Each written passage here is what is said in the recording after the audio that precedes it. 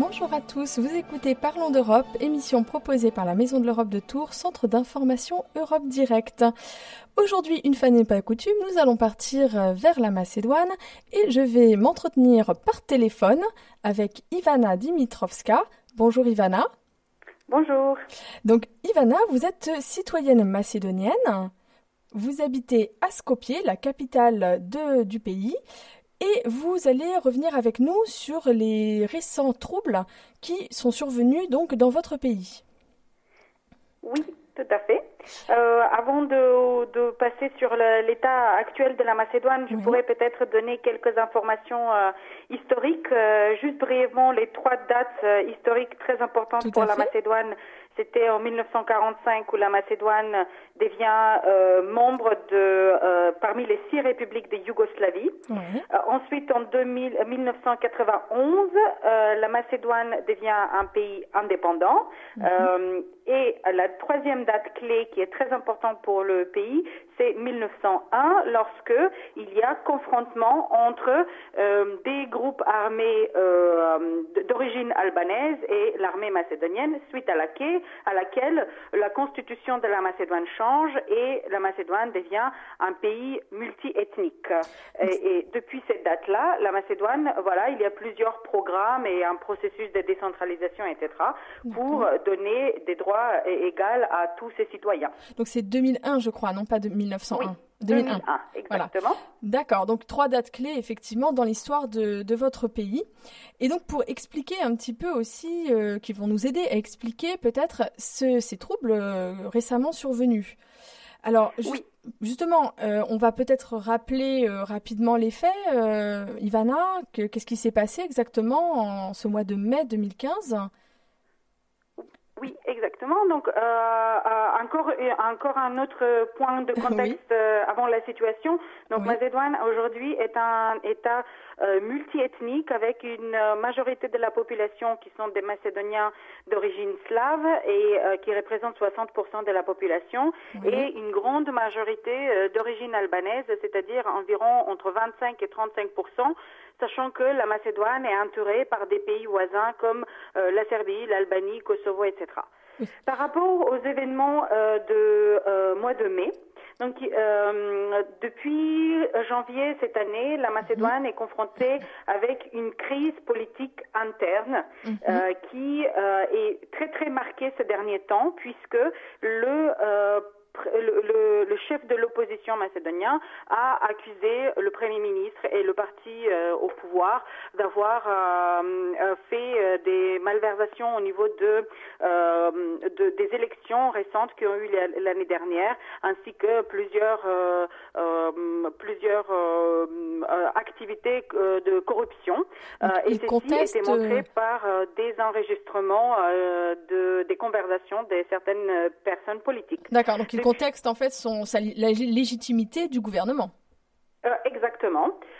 Donc depuis quelques mois, le chef de l'opposition, il révèle au public certaines conversations enregistrées par des personnes politiques et jusqu'à aujourd'hui, nous ne savons pas quelle est l'origine en fait qui a fait ces enregistrements. Et comment c'est possible que l'opposition a pu les avoir. Donc il y a un procès sur cela parce que c'est aussi un événement très important. Qui est-ce que a pu enregistrer des conversations privées de ces personnes. Donc dans ce contexte de crise politique interne, les événements du mois de mai représenter une attaque vers la police de la part des groupes armés, des hommes armés, dans le nord de la Macédoine, dans une ville multiethnique qui s'appelle Kumanovo, qui est juste à la frontière avec Kosovo et avec Kosovo.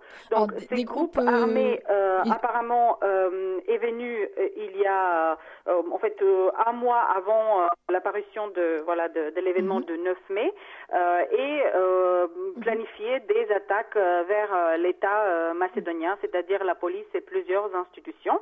Heureusement, la police macédonienne a agi à temps et ces groupes armés étaient interrompus dans ses intentions. Chaque matin, à partir de 10h, RCF est à votre service.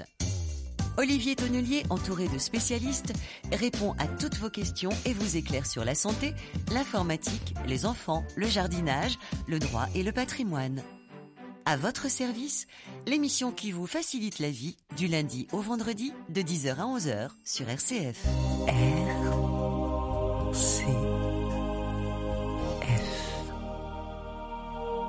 Vous écoutez Parlons d'Europe, émission proposée par la Maison de l'Europe de Tours, centre d'information Europe Direct. Aujourd'hui, je m'entretiens en direct par téléphone depuis Skopje avec Ivana Dimitrovska, citoyenne macédonienne, pour revenir sur les troubles politiques et armés qui sont survenus en Macédoine donc ces derniers mois. Donc Ivana, vous m'entendez toujours ? Oui. Alors, Ivana, donc vous nous avez fait part donc du contexte politique et historique de votre pays, donc du contexte aussi de ces derniers mois, de ce qu'il s'est passé ces derniers mois, notamment les troubles politiques, le gouvernement d'opposition qui conteste la légitimité et révèle un certain nombre de choses, donc de malversation du gouvernement en place. Vous nous faisiez part donc des récents troubles avec un groupe armé. Alors, je voulais vous poser la question, est-ce que ce groupe armé a été clairement identifié ? Oui, ces groupes armés étaient clairement identifiés et étaient liés avec des groupes armés qui existent depuis et opèrent depuis un certain temps dans la région des Balkans. Par contre, ce qui n'était pas identifié, c'est les revendications de ces groupes. Donc, au jour actuel, nous ne savons pas quelles étaient les revendications de ces groupes et pourquoi ils étaient en Macédoine. Voilà, quelles étaient leurs demandes. Et est-ce que vous pouvez nous dire justement qui sont ces groupes armés ? Oui, en fait, ces groupes armés étaient liés avec des groupes armés des Balkans qui étaient liés avec les événements dans les années 2000 et au Kosovo et en Macédoine. Donc, ces groupes armés ont reconnu le lien qui existait entre cet événement et leur propre fonctionnement. Par contre, jusqu'à aujourd'hui, voilà, leurs revendications n'étaient pas claires. D'accord. Donc on a identifié les groupes, mais pas encore leurs attentes, leurs demandes. Exactement. D'accord. Exactement. Malheureusement, l'opération s'est terminée avec beaucoup de victimes et de la part des groupes armés et de la part de la police, suite à laquelle le ministre de l'Intérieur de la Macédoine a démissionné. Par contre, ce qui était la situation actuelle en Macédoine a montré que cet événement n'était pas soutenu ni par l'habitation, les habitants albanais de Macédoine, ni les habitants albanais du Kosovo et d'Albanie, etc. C'est-à-dire, de point de vue de la population locale, D'accord. Ces groupes armés n'étaient pas soutenus, voilà. Et ça, c'était très bien reçu par la population macédonienne. Donc, ça prouvait qu'il ne s'agit pas des nouvelles tensions interethniques auprès de la population locale. Donc, effectivement, c'est plutôt bon signe pour votre pays. Exactement. D'accord. Exactement, parce que à un moment donné, et les autorités et la population avaient peur que ça allait commencer, agiter la population et ses sentiments, parce que le conflit de 2001, c'est pas longtemps que ça a été fait. Il y a toujours certains sentiments qui sont pas oubliés. Par contre, le peuple macédonien et slave, albanais, turc, etc., n'importe quelle minorité a prouvé que ils sont au-delà de la politique que parfois pourrait les manipuler, et donc ils ont montré une maturité dans leur comportement. Très bien. C'est plutôt effectivement dans la bonne voie pour conserver une unité nationale et une paix parmi les citoyens. Et justement, vous, Ivana, en tant que citoyenne macédonienne, quel est votre ressenti par rapport à ces événements et donc à ce qui a eu lieu donc à Kumanovo, qui est une ville située très près de Skopje, c'est à une 40aine de kilomètres à peine de la capitale. Oui. Mais moi, en tant que citoyenne, je suis très très déçue déjà. Je suis très déçue parce que il y a beaucoup de choses qui n'étaient pas claires et qu'on ne connaît toujours pas. Il y a des choses qu'on n'avait pas compris, par exemple, comment c'est possible que cette groupe armée résidait dans le pays si longtemps. Est-ce que le travail était bien fait, pourquoi il y avait tellement de victimes dans cette opération. Voilà, il y avait plusieurs choses par rapport à cet événement qui n'étaient pas du tout claires et qui n'étaient jamais éclaircies aux gens, au public aux Macédoniens, à la population macédonienne. Et en tant que citoyenne macédonienne, ça me met mal à l'aise et je pense que ces choses devront être clarifiées. Par contre, au niveau de je voudrais mettre l'accent vraiment que je suis très très heureuse et très fière de mes concitoyens d'avoir réagi comme ils ont réagi parce que ils étaient unis dans cette situation, les Albanais, les Macédoniens, etc., n'importe quelle minorité, n'importe quel peuple de Macédoine, et je les retrouve réunis par rapport à cette situation. Par contre, la situation interne politique en Macédoine reste toujours non résolue.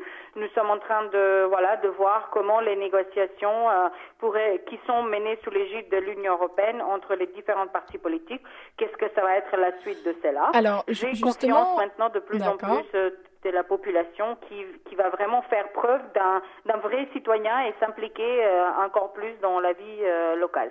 Alors justement, Ivana, très très brièvement, parce que nous n'avons plus beaucoup de temps, la Macédoine donc ne va pas rentrer, mais est candidate en tout cas à l'entrée dans l'Union européenne depuis 2005. Est-ce que ça a apporté de gros changements dans le pays, cette candidature ? Oui, cette candidature a été reçue au moment où nous sommes devenus pays candidats, avait un effet beaucoup plus positif au niveau de l'optimisme et au niveau des réformes qu'on devrait mettre en place. Ces derniers temps, il y a un peu de retard par rapport à la mise en place des réformes nécessaires et de moins en moins confiance de la part des gens envers de l'Union européenne. Donc j'espère que cette crise politique sera une leçon et pour nous et pour l'Union européenne au niveau de où est-ce que le pays doit être mené et d'affirmer cette volonté européenne. C'est effectivement ce qui se passe souvent en temps de crise, une baisse de confiance dans les politiques du pays. Merci beaucoup Ivana Dimitrovska, donc citoyenne macédonienne et de Grande Europe, qui nous a éclairé aujourd'hui sur les troubles survenus en Macédoine, donc sur ces derniers mois. Merci encore et à très bientôt Ivana. Au revoir. Merci, au revoir.